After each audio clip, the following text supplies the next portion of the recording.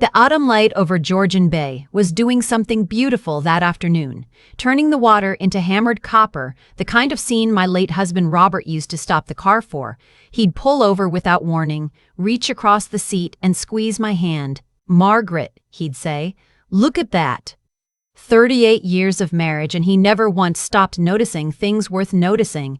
He'd been gone for 14 months when the letter arrived from his estate lawyer. I'd known it was coming. Robert had been meticulous about everything. His woodworking tools hung in order of size. His tax returns filed by February every year. His will updated every 5 years like clockwork. What I hadn't known, what made me sit down at the kitchen table and stay there for a very long time, was the number at the bottom of the final page. $4.2 million. The investment portfolio Robert had quietly built over 4 decades, the commercial property he'd purchased in Owen Sound back in 1991 and never once mentioned as anything more than a little side investment, and the life insurance policy I'd assumed was symbolic. All of it structured carefully and legally, entirely in my name.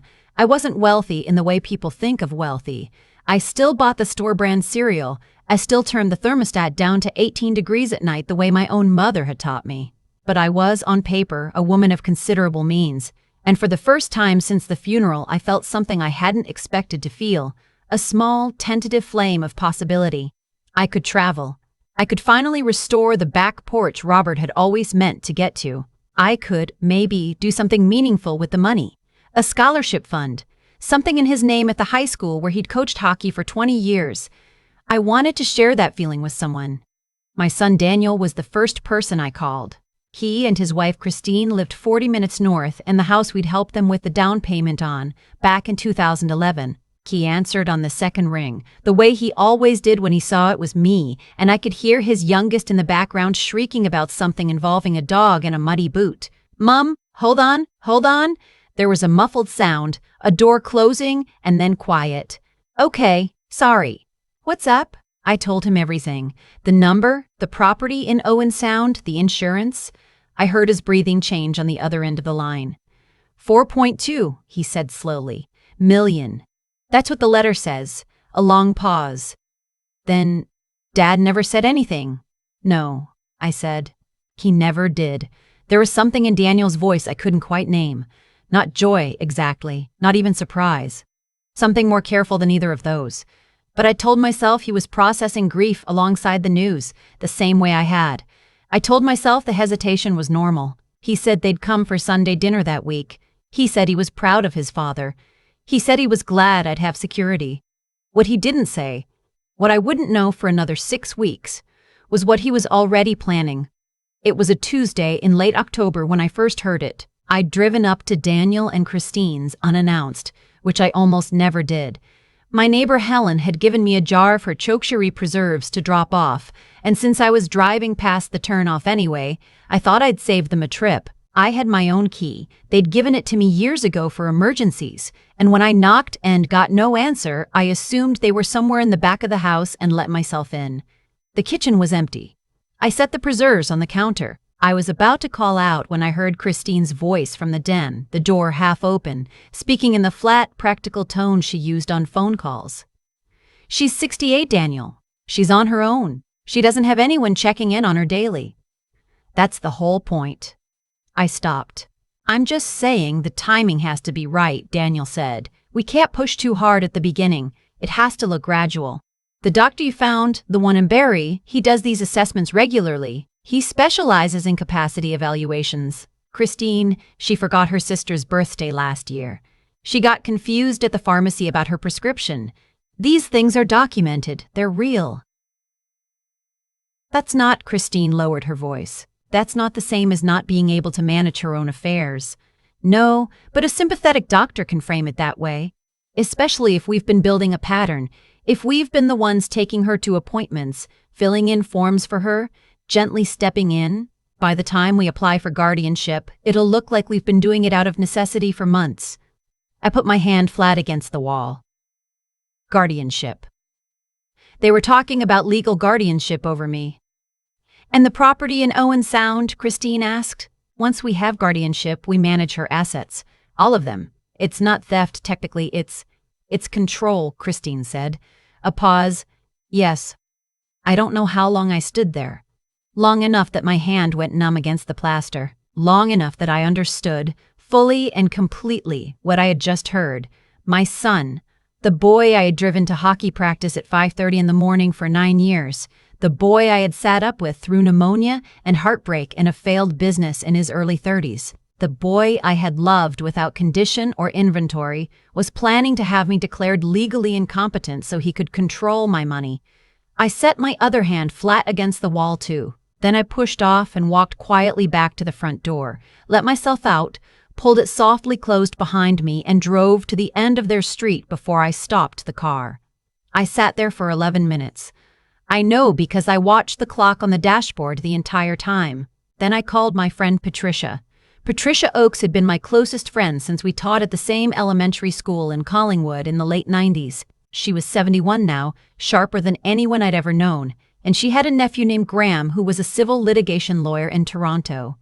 I'd met Graham at Patricia's retirement dinner 2 years ago. He'd spent 20 minutes explaining property rights over the cheese plate, and I'd thought he was exactly the kind of person you'd want in your corner. I told Patricia everything that afternoon, sitting in my car at the end of Daniel's street. She didn't interrupt. When I finished, she was quiet for a moment. "You're sure of what you heard?" Patricia: "I am 68 years old and I have been listening carefully my entire life. I'll call Graham tonight." I drove home. I walked through my house, Robert's house, our house, and looked at everything in it with new eyes. The framed photo of Daniel's first hockey team on the hall wall.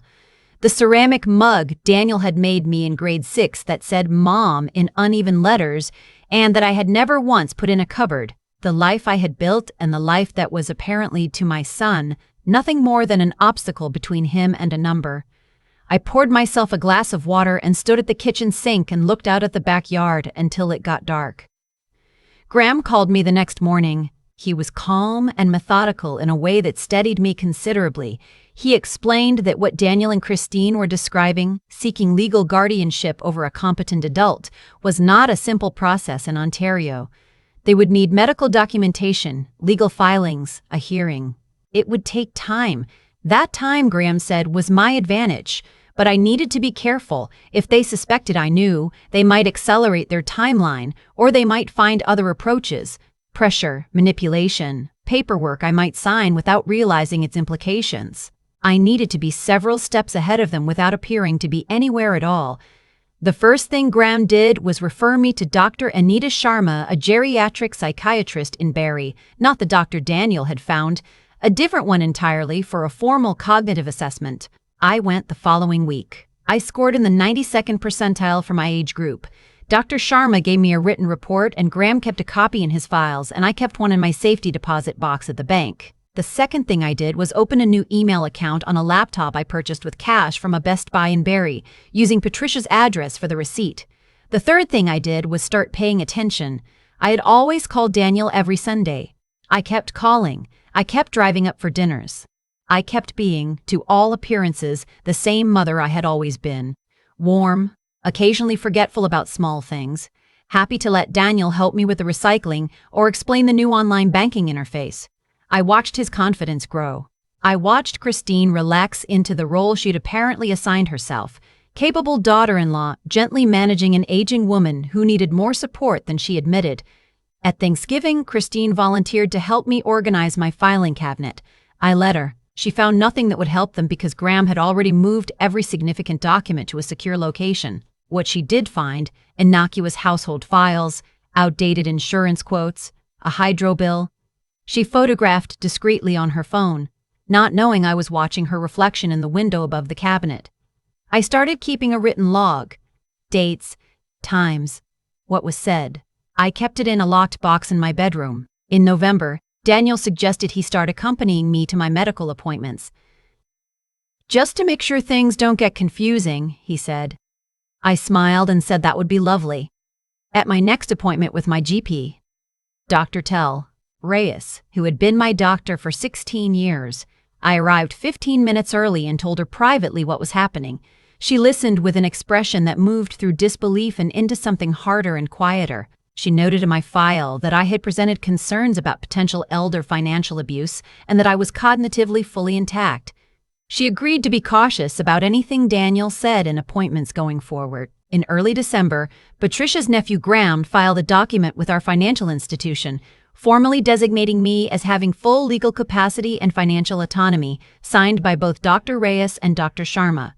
Quietly, without fanfare, I had built a wall. What I still needed was the door they planned to use. It was Christine who gave it to me, in the end. The week before Christmas, they came for dinner. I'd made tortilla the way Robert's mother used to make it, which Christine always requested. Afterward, Daniel took the kids to see the lights on the main street, and Christine stayed behind to help me with the dishes. She was in a comfortable mood, expansive, trusting. She'd had 2 glasses of wine. "I've been thinking," she said, handing me a plate to dry, "that in the new year, it might make sense to sit down together and go through your finances, just to have a full picture, all 4.2 laid out properly." "That sounds like a good idea," I said. She smiled at the window above the sink. "Daniel just wants to make sure everything is protected, that you're protected." "Of course he does," I said. "He's a good son." She handed me another plate. "Has the lawyer mentioned anything about establishing a power of attorney?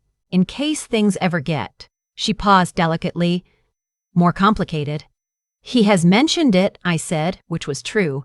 "I'm still deciding who to designate." Something shifted in Christine's face. Not visible to most people, but I'd been watching her for 15 years. A small recalibration. A note filed away. What she didn't know was that I had already signed a power of attorney 6 weeks earlier, assigning it to Graham and to Patricia jointly, notarized, witnessed, filed. And she didn't know that my phone, sitting on the counter 2 feet away, had been recording our conversation since she sat down. Graham contacted the Ontario Securities Commission and a financial crimes unit in January. He submitted documentation, my recorded conversations, Christine's photograph documents, Daniel's own words, the ones he'd spoken in his den that Tuesday in October, which I had returned to record 3 days later by leaving my phone in my coat pocket during an unannounced visit, asking to use the washroom and letting them continue a conversation they believed was private.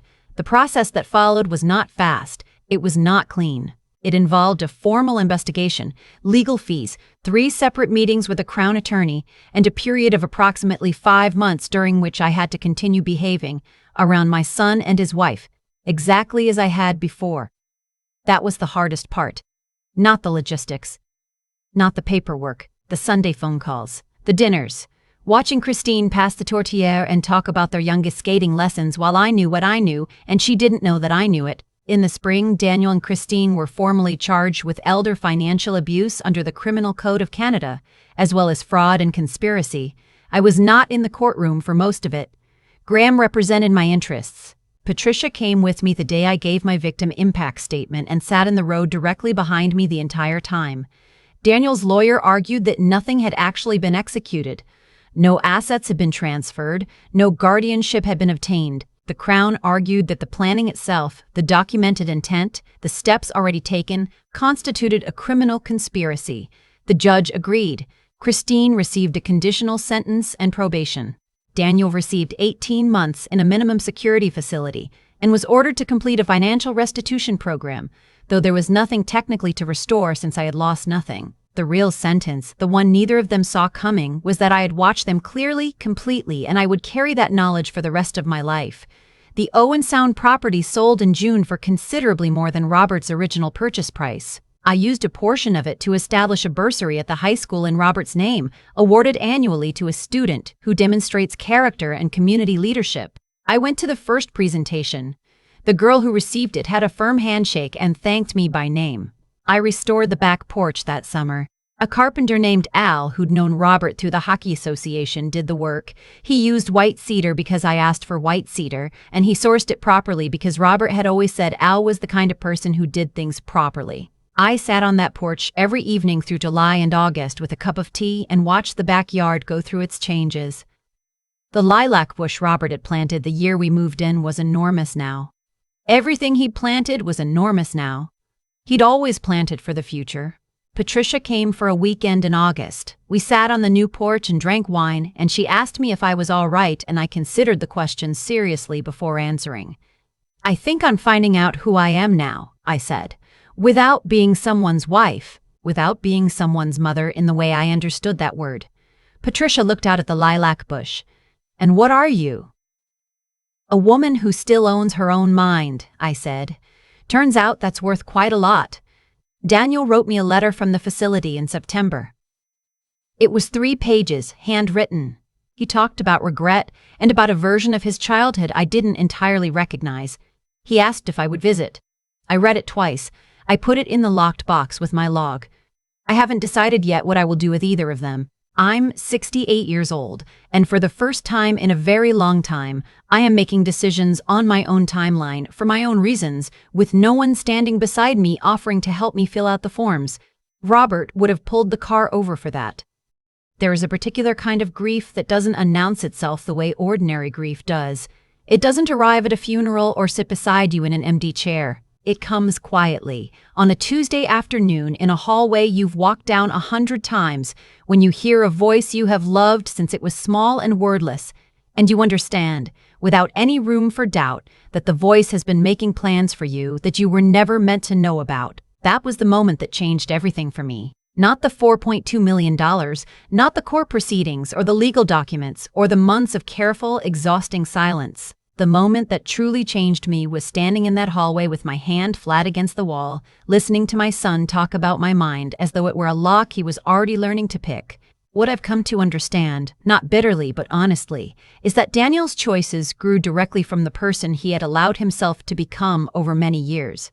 Greed isn't a sudden arrival. It builds slowly, one small justification at a time, one quiet compromise, until a person can sit in their own kitchen and speak about their mother's legal incompetence, the way you discuss a renovation budget. The outcome of his choices wasn't fate or misfortune. It was the natural and logical consequence of a character that had been moving in that direction for a long time, and that no one, not even I, had wanted to see clearly. What I also understand is that I had a choice in that hallway. I could have walked in, confronted them, collapsed into the wound of it. Instead, something in me went still and deliberate. I drove to the end of the street, and I called someone I trusted, and I began, quietly and without drama, to think. That stillness, that decision to respond with intelligence rather than emotion, is the only reason I am sitting on my restored back porch today with my financial independence intact and my name on my own accounts. I am not a remarkable person.